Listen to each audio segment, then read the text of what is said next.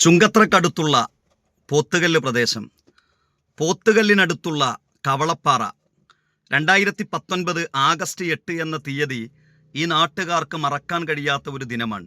സങ്കടത്തിൻ്റെ, പ്രയാസത്തിൻ്റെ, ഖേദത്തിൻ്റെ, ആളുകൾ പൊട്ടിക്കരഞ്ഞ ദിനമാണ് 2019 ആഗസ്റ്റ് 8 എന്നത്. കവളപ്പാറ ദുരന്തത്തിൽ ഒരുപാട് സഹോദരങ്ങൾ മരണപ്പെട്ടു.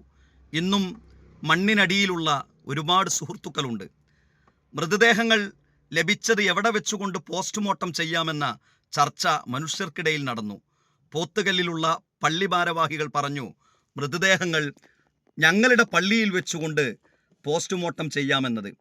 ഏകദേശം 45-ലധികം ആളുകളുടെ പോസ്റ്റ്മോർട്ടം നടന്നത് പോത്തുകല്ല് പള്ളിയിൽ സ്ത്രീകൾ നമസ്കരിച്ചിരുന്ന സ്ഥലത്ത് വെച്ചുകൊണ്ടായിരുന്നു.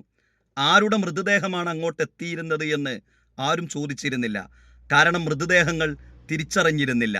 മനുഷ്യരെയായിരുന്നു എല്ലാവരും പരിഗണിച്ചിരുന്നത്. വളരെ സങ്കടത്തോടുകൂടി എല്ലാവരും ആ പ്രയാസത്തിൻ്റെ കൂടെ നിന്നു. വീട് നഷ്ടപ്പെട്ട പലർക്കും വീട് നിർമ്മിച്ചു നൽകി. വീട്ടിൽ വെള്ളം കയറിയവരുടെ വീടുകൾ വൃത്തിയാക്കി കൊടുത്തു. സഹായഹസ്തങ്ങൾ ധാരാളമായി കേരളത്തിൻ്റെ വിവിധ പ്രദേശങ്ങളിൽ നിന്ന് വന്ന് കുന്നുകൂടി. സഹോദരങ്ങളെ, ഇതാണ് നമ്മുടെ നാട്. ചൂരൽമലയിലും മുണ്ടക്കയിലും നടന്ന വളരെ സങ്കടകരമായ ദുരന്തം. ആദ്യ മൃതദേഹം എത്തുന്നത് പോത്തുകല്ലിലാണ്. ഏത് മതക്കാരൻ്റെ മൃതദേഹമാണ് എന്ന് ആരും പരിഗണിച്ചിരുന്നില്ല. വന്നയാളുടെ മൃതദേഹം വളരെ പെട്ടെന്ന് നിലമ്പൂർ ഹോസ്പിറ്റലിലേക്ക് കൊണ്ടുപോയി. ചാലിയാറിൻ്റെ തീരങ്ങളിൽ ഇവിടെയുള്ള ചെറുപ്പക്കാർ കാത്തുനിന്നു. അവിടെ മതത്തിൻ്റെയും ജാതിയുടെയും വ്യത്യാസമുണ്ടായിരുന്നില്ല. ഒരു മൃതദേഹം വേണ്ട, ഒരു മൃതദേഹത്തിൻ്റെ ഒരു ഭാഗമെങ്കിലും, ഒരവയവമെങ്കിലും കിട്ടിക്കഴിഞ്ഞാൽ, ആ മൃതദേഹം കിട്ടിയെന്ന് അടയാളപ്പെടുത്തി കഴിഞ്ഞാൽ ആ കുടുംബത്തിന് സമാധാനമാകുമല്ലോ എന്നായിരുന്നു ഇവിടെയുള്ള ആളുകൾ ചിന്തിച്ചിരുന്നത്. സഹോദരങ്ങളെ, നമ്മൾ ഇങ്ങനെയാണ് ജീവിക്കുന്നത്. കേരളത്തിൽ ഇങ്ങനെയാണ് നമ്മൾ ജീവിക്കുന്നത്. മലപ്പുറം ജില്ലയിൽ ഇങ്ങനെയാണ് നാം ജീവിക്കുന്നത്. കിഴക്കനേറനാട്ടിൽ നാം ഇങ്ങനെയാണ് ജീവിക്കുന്നത്. നമ്മെ സംബന്ധിച്ചിടത്തോളം ഇവിടെ ഗ്രാമങ്ങളിൽ വീടുകൾക്ക് വലിയ മതിലുകളൊന്നുമില്ല. നമ്മൾ അങ്ങോട്ടും ഇങ്ങോട്ടും കൊണ്ടും കൊടുത്തുമാണ് ജീവിക്കുന്നത്.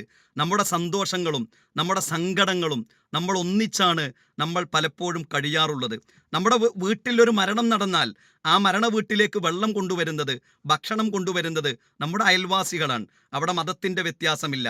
നമ്മുടെ ആഘോഷങ്ങളിൽ നാം പരസ്പരം പങ്കുചേരുന്നവരാണ്. ഇങ്ങനെ ഒരു നാട്ടിൽ വന്നുകൊണ്ടാണ് പറയുന്നത്, മലപ്പുറം എന്ന് പറയുന്ന ജില്ല അത് ശ്വാസമെടുക്കാൻ പോലും കഴിയാത്ത ഒരു ജില്ലയാണ്.